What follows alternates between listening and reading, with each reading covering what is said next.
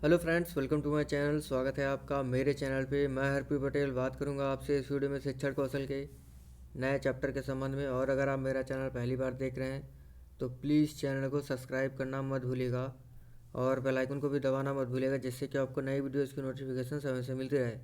और जैसा कि आपको पता है, हम लोग 1200 क्वेश्चनों की सीरीज चला रहे हैं, जिसके अंतर्गत इस समय हम लोग शिक्षण कौशल पढ़ रहे हैं।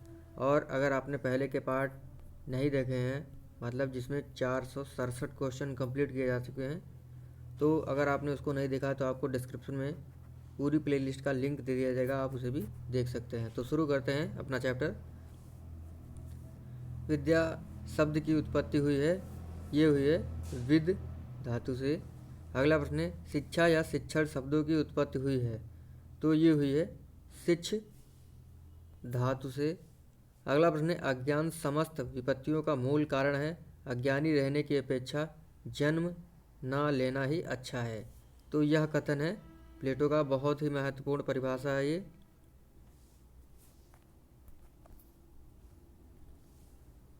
अगला प्रश्न है, ज्ञान या शिक्षा सत्य का दिग्दर्शन ही नहीं कराता है, प्रत्युत वह व्यक्ति को बोलना, चालना, व्यवहार करना भी सिखाता है, कथन है। तो ये कथन है महर्षि वेदव्यास जी का। अगला प्रश्न है, संकुचित रूप में शिक्षा में शिक्षक तथा बालक का स्थान बताइए। तो शिक्षक का स्थान संकुचित रूप में शिक्षा के होता है मुख्य, और बालक का होता है गौड़। बालक मतलब गौड़ मतलब होता है द्वितीयक स्थान होता है। अगला बहुत ही महत्वपूर्ण प्रश्न है, कथन है यानी पौधों का विकास कृषि द्वारा तथा मनुष्य का विकास शिक्षा द्वारा होता है, कथन है। तो ये कथन है लॉक का। अगला प्रश्न, शिक्षा का कार्य असहाय प्राणी के विकास में सहायता पहुंचाना है व सुखी, कुशल तथा नैतिक मानव बनाना है। मतलब शिक्षा के द्वारा जो है असहाय प्राणी के विकास में सहायता पहुंचाना है और उसे एक खुशी, कुशल, नैतिक मानव बनाना है, यह कथन है जॉन डीवी का। अगला प्रश्न है, शिक्षा के प्रकार हैं। तो शिक्षा के 3 प्रकार हैं, औपचारिक, अनौपचारिक और दूरस्थ शिक्षा। अगला प्रश्न है, विद्यालय, चर्च और पुस्तकालय में मिलने वाली शिक्षा है, तो यह है औपचारिक शिक्षा, जो नियमों से बंधी हुई होती है, समय से बंधी हुई होती है, वो आपकी होती है औपचारिक शिक्षा। अगला प्रश्न है, परिवार तथा समाज में प्राप्त शिक्षा, ये होती है अनौपचारिक शिक्षा। बहुत ही महत्वपूर्ण प्रश्न है ये, और एग्ज़ाम में आने के लिए काफ़ी अच्छे हैं। अगला प्रश्न है, दूरस्थ शिक्षा का महत्वपूर्ण साधन है, संसाधन है, तो ये है कंप्यूटर आपका। अगला है, शिक्षा ध्रुवीय है, यह कथन है एडम्स का। अगला है, शिक्षा को त्रिध्रुवीय बताया है, ये बताया है जॉन डीवी ने। अगला प्रश्न है, शिक्षा के 3 ध्रुव कौन कौन से हैं।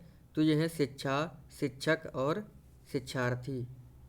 अगला प्रश्न है, जॉन डीवी निवासी हैं, तो ये हैं अमेरिका के निवासी। अगला बहुत ही अच्छा प्रश्न है, वैदिक कालीन शिक्षा का मुख्य उद्देश्य था। तो इसका मुख्य उद्देश्य था मोक्ष की प्राप्ति। अगला प्रश्न है, वैदिक काल में शिक्षा को प्रारंभ करने का संस्कार कौन था। तो ये था उपनयन संस्कार। अगला प्रश्न है, ज्ञान ही स्वर्ग तक की उड़ान में पंखों का आधार है, यह कथन है। ये कथन है शेक्सपियर का, बहुत ही महत्वपूर्ण है ये। अगला प्रश्न है, मध्यकालीन शिक्षा की भाषा क्या थी। तो ये थी अरबी और फारसी। अगला प्रश्न है, अरबी भाषा का ज्ञान मध्यकालीन शिक्षा में किस स्तर पर दिया जाता था। तो ये दिया जाता था प्राथमिक स्तर पर, और प्राथमिक स्तर की जो शिक्षा दी जाती थी वो दी जाती थी मकतब में। बहुत ही महत्वपूर्ण प्रश्न है ये। अगला प्रश्न है, मध्यकालीन में फारसी भाषा का ज्ञान किस स्तर पर दिया जाता था।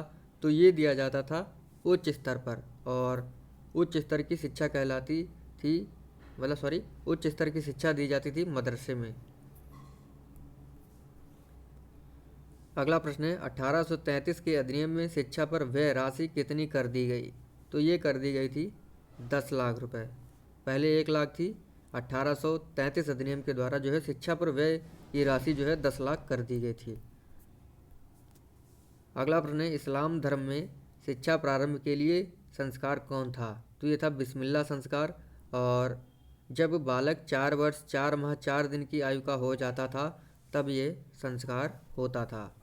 अगला प्रश्न है, बौद्ध काल में 6 माह तक किस पोथी को पढ़ने के लिए दिया जाता था बालक को, या कह सकते हैं छात्र को जो है बौद्ध काल में 6 माह तक किस पोथी को पढ़ने के लिए दिया जाता था? तो ये पोथी थी सिद्धरस्तु पोथी। अगला प्रश्न है, प्राथमिक शिक्षा पर प्रथम आयोग था, तो ये था हंटर कमीशन, जो आया था आपका 1882 में, जिसे भारतीय शिक्षा आयोग भी कहा जाता है। अगला प्रश्न है, मुक्त अधिगम, मुक्त शिक्षा तथा पत्राचार शिक्षा किस शिक्षा के घटक हैं? तो ये हैं आपके दूरस्थ शिक्षा के घटक। अगला बहुत ही अच्छा प्रश्न है, किस संविधान संशोधन द्वारा प्राथमिक शिक्षा मौलिक अधिकार बन गई? तो ये बन गई थी 86वें संविधान संशोधन द्वारा। अगला प्रश्न है, बौद्धकालीन शिक्षा में मठ में स्त्रियां या महिलाओं को क्या कहा जाता था? तो इन्हें कहा जाता था भिक्षुणी। अगला प्रश्न है, वैदिक कालीन शिक्षा का मुख्य स्रोत कौन थे? तो ये थे वेद।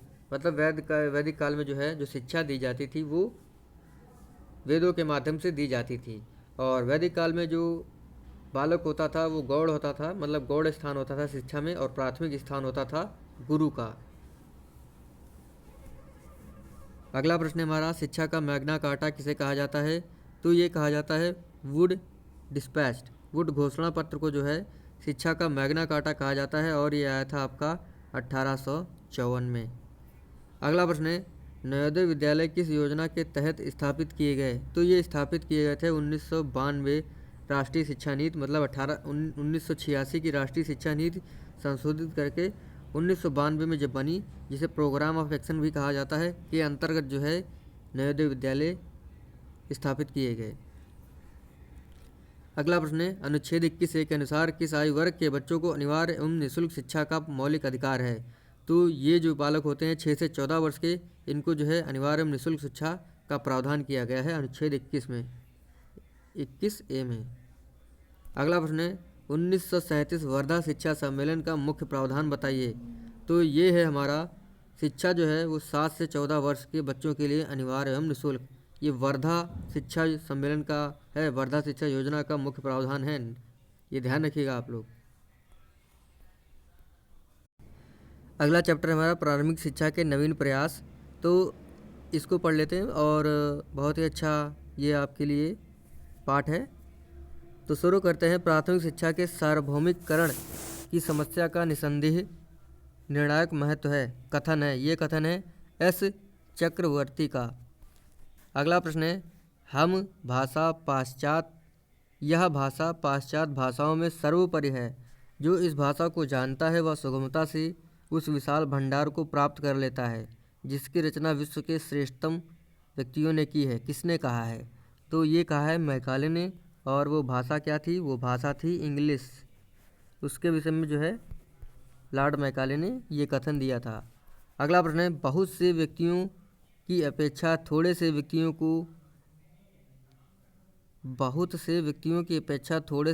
को बहुत सा ज्ञान देना अच्छा है। तो ये कहा था गवर्नर जनरल वार्डन ने। अब देखिए कुछ प्रश्न जो होंगे वो आपके ईयर्स पे डिपेंड होंगे, जो कि बहुत ही महत्वपूर्ण है। अगला प्रश्न, जैसे हमारा अगला प्रश्न है, भारत में ईस्ट इंडिया कंपनी का प्रवेश कब हुआ? तो ये प्रवेश हुई थी 1613 में। अगला प्रश्न है, वुड का घोषणा पत्र किस वर्ष आया? तो ये आया था 1854 में।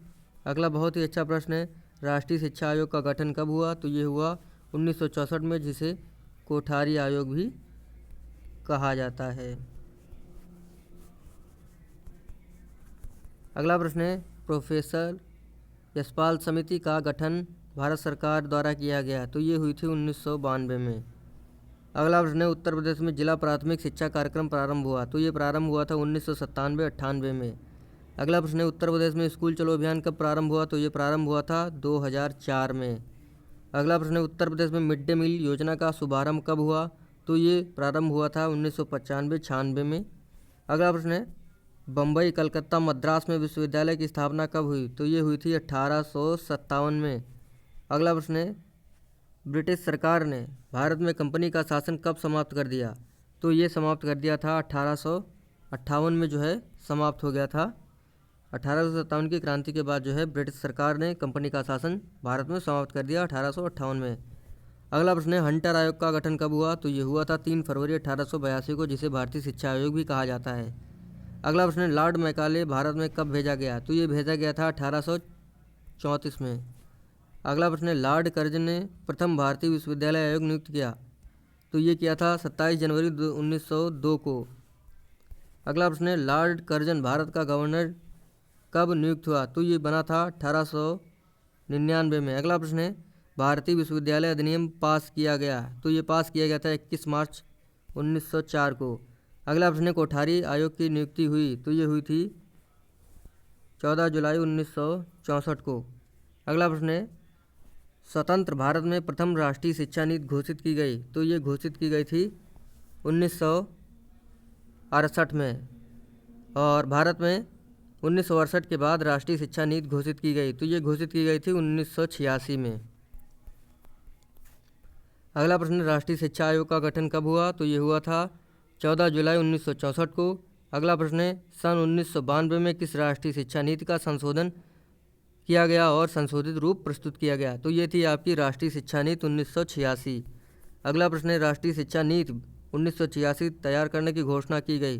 तो ये की गई थी जनवरी 1985 में। अगला प्रश्न है यशपाल समिति का गठन भारत सरकार ने कब किया? तो ये किया था मार्च 1992 में। अगला प्रश्न है राष्ट्रीय शिक्षा नीति 1992 के संशोधित स्वरूप को कितने खंडों में बांटा गया था? तो ये बांटा गया था 23 खंडों में। अगला प्रश्न है ऑपरेशन ब्लैक बोर्ड योजना कब प्रारंभ हुई या कब लागू हुई? तो ये प्रारंभ हुई थी 1987-88 में। राष्ट्रीय शिक्षा नीति 1986 के अंतर्गत जो है इसे लागू किया गया। अगला प्रश्न है ऑपरेशन ब्लैक बोर्ड योजना में संशोधन कब किया गया? तो ये किया गया था 1992 में। अगला प्रश्न है ऑपरेशन ब्लैक बोर्ड योजना को उच्च प्राथमिक के लिए कब बढ़ाया गया? तो ये बढ़ाया गया था 1993-94 में। अगला प्रश्न है ऑपरेशन ब्लैक बोर्ड योजना को उच्च प्राथमिक स्तर के लिए कब बढ़ाया गया? तो ये बढ़ाया गया था 1993-94 में। अगला प्रश्न है पी मोस्ट सेवारत अध्यापकों का विस्तृत अभिविन्यास कार्यक्रम प्रारंभ हुआ? तो ये प्रारंभ हुआ था 1986 में। अगला प्रश्न है एसओपीटी प्राथमिक शिक्षकों का विशेष अनुस्थापन कार्यक्रम संचालित किया गया? तो ये संचालित किया गया था 1994 में। अगला प्रश्न है बेसिक शिक्षा परियोजना कब संचालित की गई? तो ये संचालित की गई 1997 में। अगला प्रश्न है बेसिक शिक्षा परियोजना शुरू हुई? तो ये शुरू हुई थी 1993 में, नवंबर 1993 में। अगला प्रश्न है जिला प्राथमिक शिक्षा कार्यक्रम डीपीईपी प्रारंभ हुआ? तो ये प्रारंभ हुआ था 1994 में। दूसरा चरण प्रारंभ हुआ 1997 में। तीसरा चरण प्रारंभ हुआ सन 2000 में। ये बात ध्यान रखिएगा आप लोग। अगला प्रश्न राष्ट्रीय साक्षरता मिशन की स्थापना कब हुई? तो ये हुई थी 1988 में। अगला प्रश्न है सर्व शिक्षा अभियान एसएसए कब शुरू हुआ? ये शुरू हुआ था सन 2001 में। अगला प्रश्न है सभी के लिए शिक्षा विषयक सम्मेलन किस सन में हुआ था? तो ये हुआ था 5 मार्च से 9 मार्च 1990 में। अगला प्रश्न है संपूर्ण साक्षरता अभियान शुरू कब हुआ? तो ये शुरू हुआ था जनवरी 1989 में। ये शुरू हुआ था केरल एर्नाकुलम जिले में। अगला प्रश्न है यूपी के समस्त जिलों में स्कूल चलो अभियान संचालित किया गया? तो ये शुरू हुआ था 2004 में। अगला प्रश्न है कस्तूरबा गांधी बालिका विश्वविद्यालय योजना KGBV का प्रारंभ कब हुआ? तो ये हुआ था सन 2004 में 11 से 14 वर्ष की बालिकाओं के लिए। अगला प्रश्न है भारत में शिशु शिक्षा कार्यक्रम का संचालन किया गया? तो ये हुआ था 1975 में। अगला प्रश्न है पूर्व प्राथमिक शिक्षा परियोजना लागू की गई? तो ये लागू हुई थी 1983 में।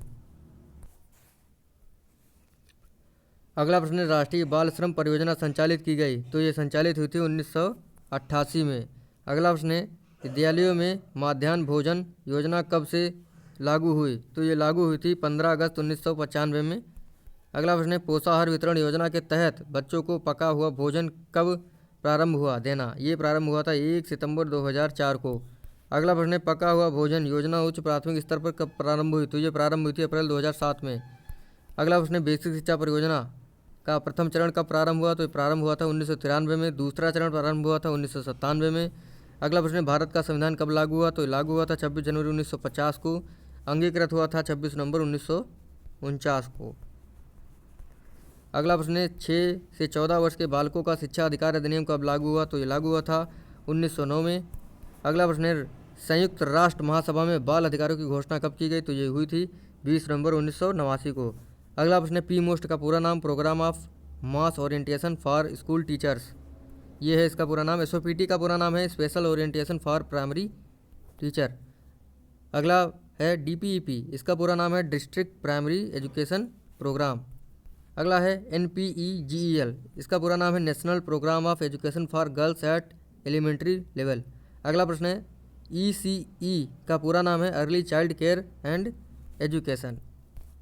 अगला प्रश्न है केजीबीवी का पूरा नाम है कस्तूरबा गांधी आवासीय बालिका विद्यालय। अगला प्रश्न है और लास्ट प्रश्न है हमारे इस वीडियो का एनपीईजीएल, इसका पूरा नाम है प्राथमिक स्तरीय राष्ट्रीय बालिका शिक्षा परियोजना। तो थैंक यू फ्रेंड्स, मेरा वीडियो पे खत्म होता है। और अगर आपको वीडियो अच्छा लगे तो लाइक करें, कमेंट करें और शेयर करना मत भूलेगा।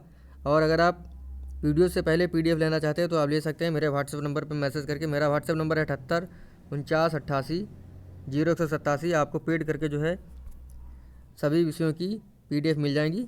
और मैंने अभी तक बाल विकास, शिक्षण कौशल, जीवन कौशल, सामाजिक अध्ययन, कंप्यूटर, ये सब्जेक्ट जो है प्रोवाइड करा दिए हैं। तो थैंक यू फ्रेंड्स, आपका मेरे चैनल पर आने के लिए बहुत बहुत धन्यवाद।